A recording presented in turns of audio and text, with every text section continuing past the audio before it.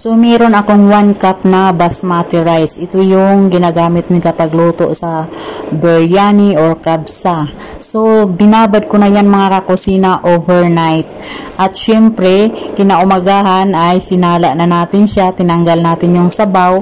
Tapos, ilagay natin sa blender yung ating bigas.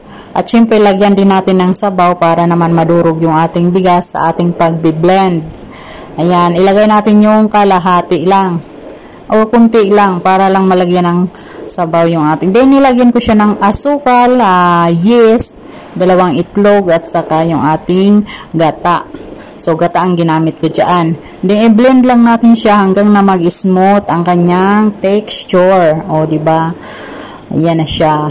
At syempre after natin yan ma-blend, sinala ko na yan mga kakusina ng 2 beses para naman magiging smooth talaga yung ating mixture. And then, halu-haluin muna natin siya. At syempre, nilagyan ko din yan ng asin para pambalance sa lasa, sa tamis.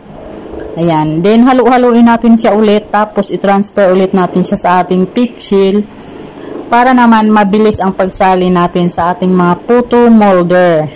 Ayan. Para walang tapon. Ganyan ang style, mga kakusina.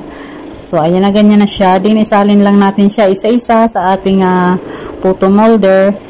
Tapos, after niya natin masalin, syempre, i-steam natin yan ng 25 minutes para maluto siya.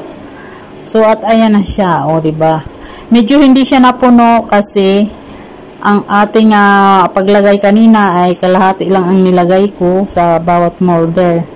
So, at ayan na, palamigin lang natin siya ng konti, then, tanggalin din natin siya sa ating molder.